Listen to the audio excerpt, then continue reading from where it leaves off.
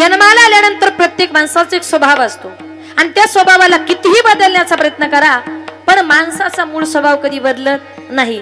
अगदीच आपल्या गावठी भाषेमध्ये सांगायला जर गेलो, कुत्र्याची शेपटी वाकडी ती काथा जळतो वळ जळत, ते आमच्या तिकडे मुंबईला माणसं मेल्यावर जाळतात, तुमच्याकडे तसंच आहे ना। म्हणजे थोडक्यात काय, माणूस मरतो पण त्याचा स्वभाव कधी चेंज होत नाही। त्याच्याबद्दल एक सुंदर उदाहरण सांगते।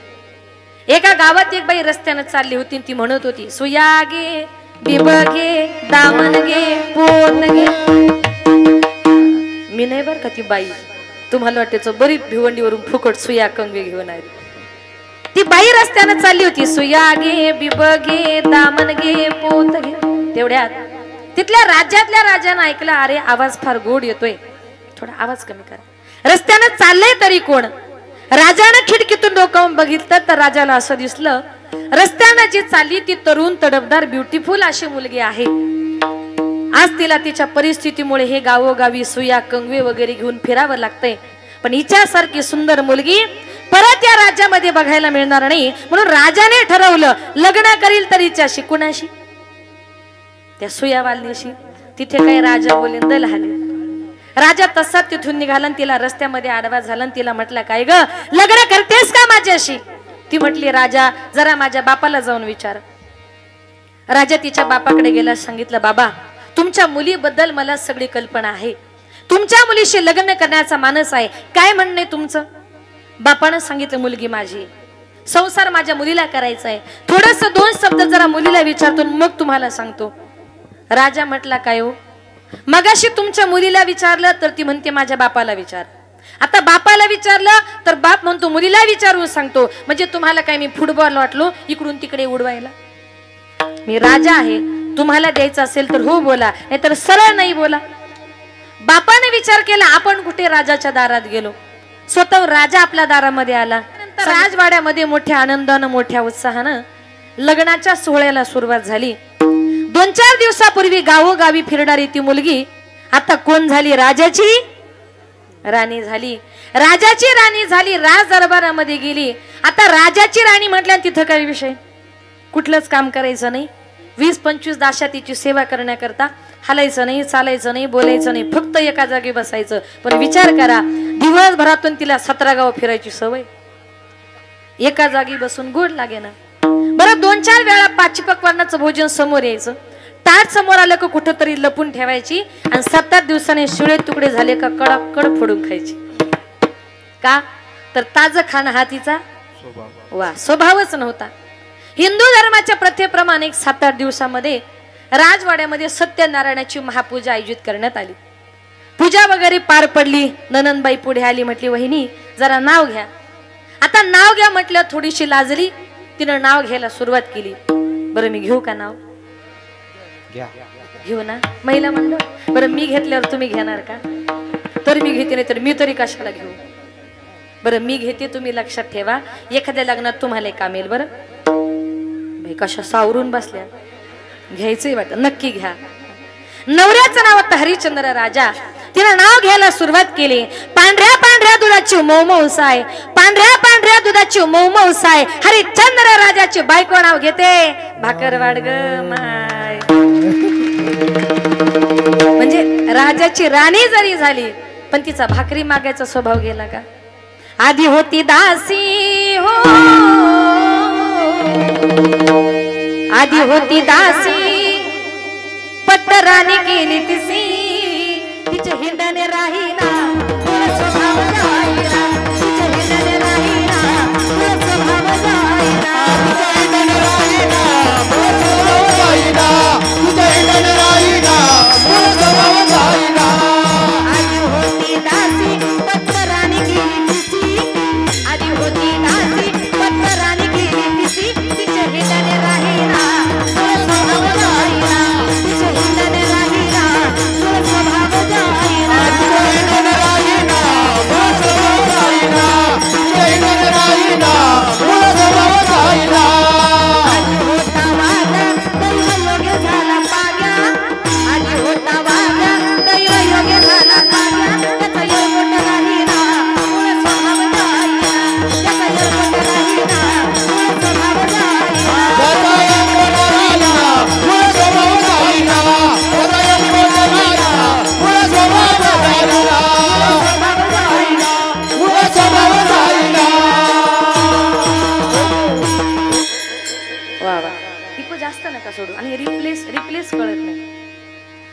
हे मनाचं सांगितलं नाही बरं का.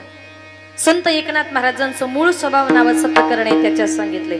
आधी होती दासी पट्टराणी केली तिसी, तिचे हिंडणे राहीना मूळ स्वभाव जाईना.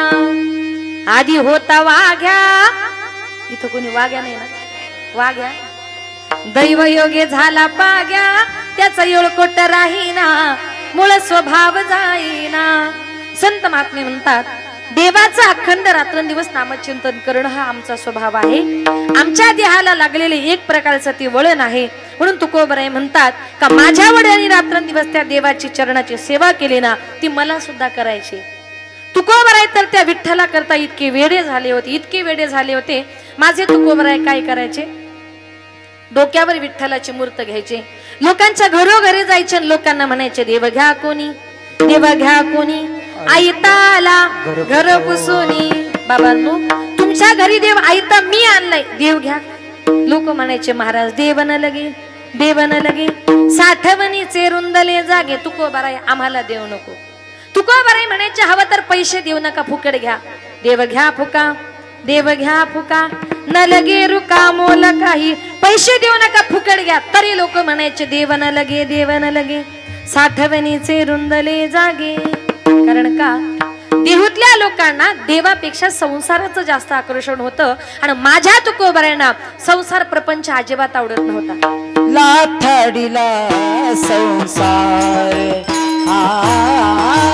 लाथाडीला संसार, लाथाडीला संसार, संसार लाथाडीला लाथाडीला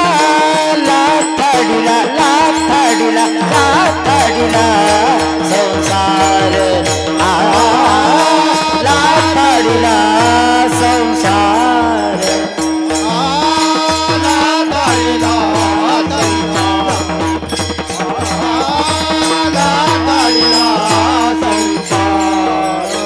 केला षडउर्मीचा मार, केला षडउर्मीचा मार, काम क्रोध मद मस्त दंभ अहंकार केला षडउर्मीचा मार, केला षडउर्मीचा मार, लाथाडीला संसार, संसार.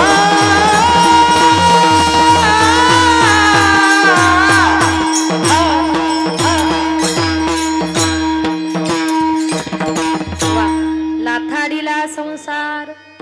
आमच्या ताईंनी सुद्धा तेच केले, नंतर सांगते नाही का. म्हणजे माझ्या तुकोबरायांना सुद्धा संसार प्रपंच नको होता. भरपूर मोठा भयंकर मोठा दुष्काळ पडला. तुकोबरायांची मुलं गेली, माझे तुकोबराय रडले नाही, उलट म्हटले पोरं मेली, बरे झाले आणि देवी माया सोडविली. बरं झालं तुकोबराय म्हटले माझी मुलं गेली, बायको गेली तरी तुकोबराय रडले नाही, उलट म्हटले बरे झाले देवा. बाईला कर्कशा व्यर्थावदसा जनामध्ये तुकोबराय म्हटले बरं झालं कर्कशावदसा मेली, मला देवाचं चिंतन करू देत नव्हती. कारण का माझ्या संतांना संसार प्रपंच नकोच होता, त्यांना करायचं होतं ते देवाचं चिंतन. का तर तुकोबराय म्हणतात माझा भगवान परमात्मा आपल्या भक्ताच्या उद्धाराकरता या जगामध्ये कुठल्याही रूपाने यायला तयार असतो. महाशिवरात्रीच्या पर्वणीच्या काळामध्ये हा सप्ताह आयोजित केलाय. आता महाशिवरात्र होऊन गेली, खूप चांगली पर्वणी आहे. पण ज्या वेळेला या कलियुगामध्ये भगवान महादेवांचा अवतार झाला ना, त्या टायमाला या कलियुगामध्ये अनेक प्रकारचे राक्षस माजले होते. आणि त्या राक्षसांचा नायनाट करण्याकरता आमच्या भगवान देवादिदेव महादेवांनी संपूर्ण महाराष्ट्राचं कुलदैवत असणाऱ्या श्री खंडोबा देवाचा अवतार घेतला.